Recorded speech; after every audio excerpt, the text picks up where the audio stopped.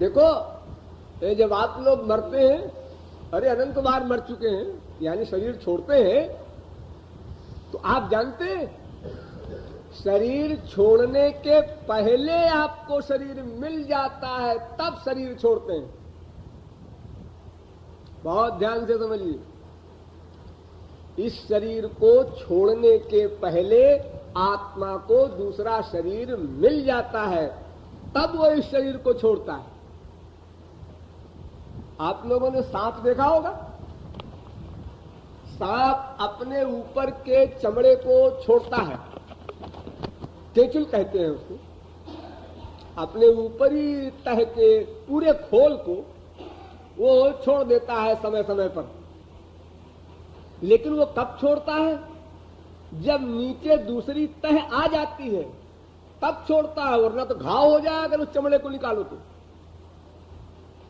नीचे दूसरा चमड़ा आ गया तो ऊपर का चमड़ा छोड़ दिया सांप ने। अरे आप लोग ये समझिए, आपके कोई फोड़ा हो जाता है, कुछ हो जाता है, तो जो चमड़ा आता है नीचे वो आ जाता है, तब ऊपर का अपने आप निकल जाता है।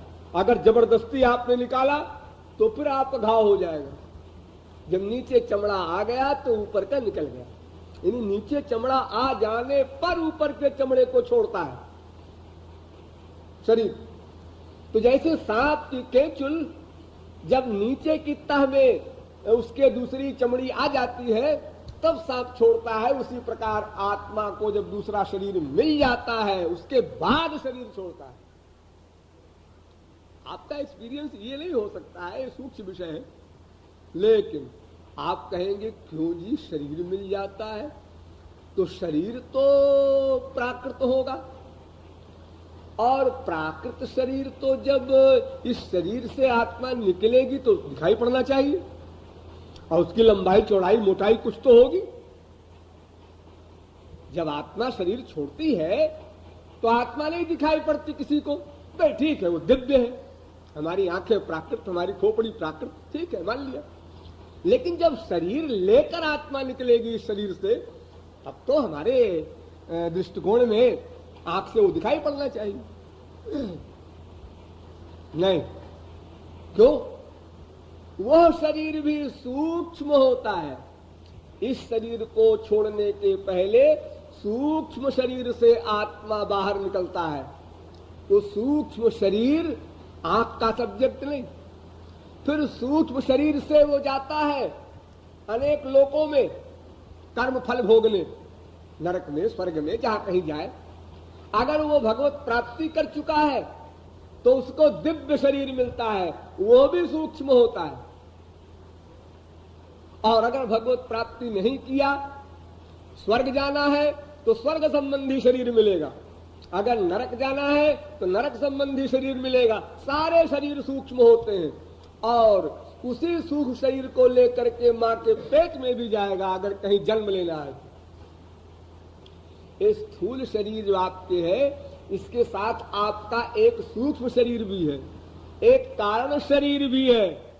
तीन तीन शरीर आप ही के पास हैं, कहीं से उधार नहीं लाना। इसलिए आप ये परेशान न हो इस तर्क में कि भाई वो शरीर फिर दिखाई नहीं पड़ता क्या। हाँ, वो शरीर दिखाई नहीं पड़ता। देखिए, तमाम आप लोग देखते हैं प्रेतात्माएं आती हैं, मैस्मरिज्म देखे हो कहीं, भूतात्माओं को बुलाते हैं जो मृतात्माओं को। तमाम हमारे देश में भी या बाहर देशों में भी होता है, साधारण सी बातें हैं ये। हम जिस क्लास के हैं उसी क्लास की आत्मा को हम बुला सकते हैं। थर्ड क्लास के लोग माइक जीव और मेज पर हाथ रख करके आत्माओं को बुलाते हैं, और फिर पेन हाथ में लेते हैं, फिर वो लिखती हैं आत्माएं। ये सब आप लोगों ने देखा होगा, कुछ लोगों ने। उसमें जरा गड़बड़ है, ये है कि जो आत्मा आती है वो जिस लेवल का वो जीव है बुलाने वाला, जिस स्पिरिचुअल पावर का, उसी पावर की आत्मा को बुला सकता है।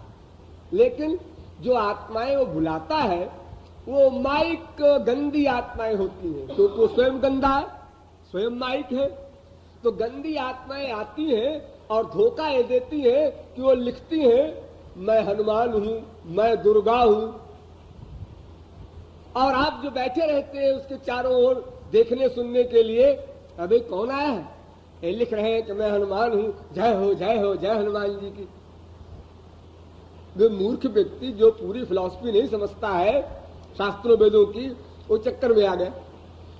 अब वो हनुमान कहने वाला एक साधारण संसारी जीव है, यानी आत्मा। शरीर सूक्ष्म है उसके भी, उसके बिना चल नहीं सकता, लिख नहीं सकता, बोल नहीं सकता, कोई वर्क नहीं कर सकता।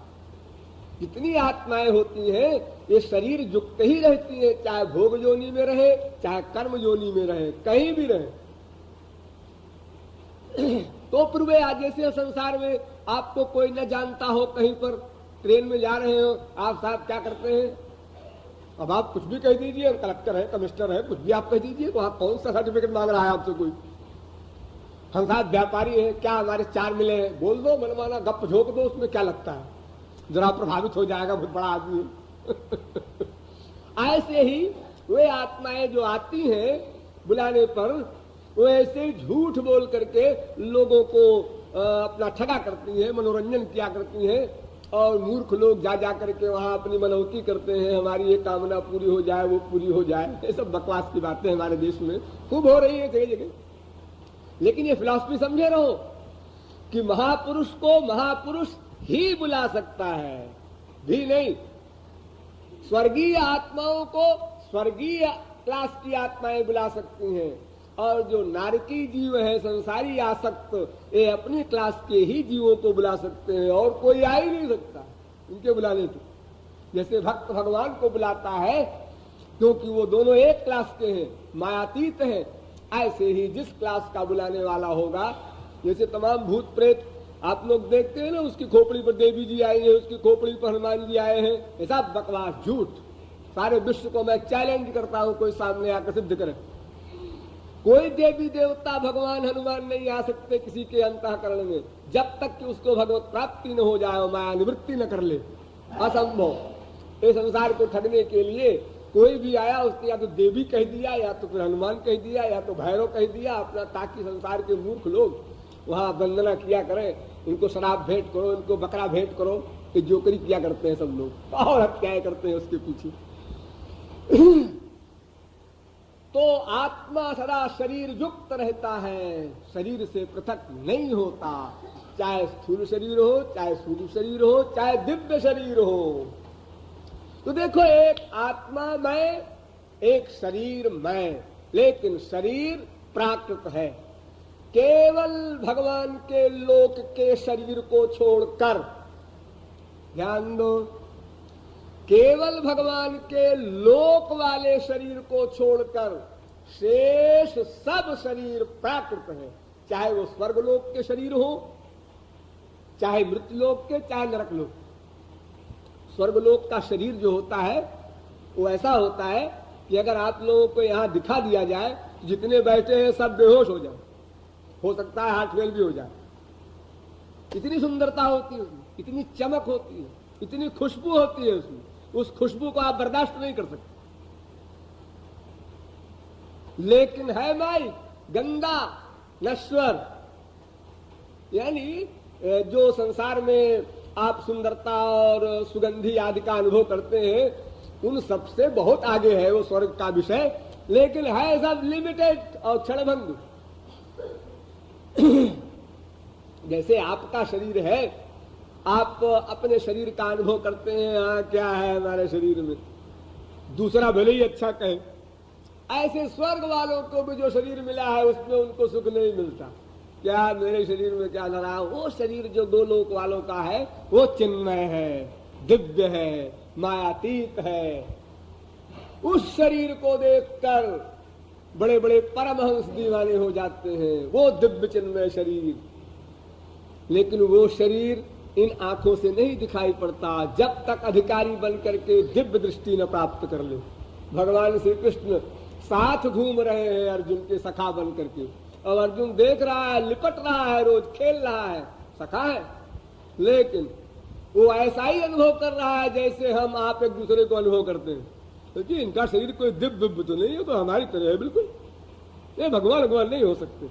हाँ ठीक है, कोई अच्छे हैं, जरा हमसे अच्छे ही होंगे, ये अर्जुन मानता था। जब कुरुक्षेत्र के मैदान में गीता का लेक्चर हुआ और वहां अर्जुन ने सरेंडर किया, अधिकारी बना, तो भगवान ने दिव्य दृष्टि दिया। तब अर्जुन ने देखा ये तो और कुछ भी है, ये हमको दिखाई नहीं पड़ते थे इस रूप में। ओ समझा मैं अधिकारी नहीं था, मेरी आंखें प्राकृत थी। अब जब दिव्य शक्ति उसमें मिल गई, आ गई, तब इनका दर्शन हुआ। ठीक है, नेचुरल।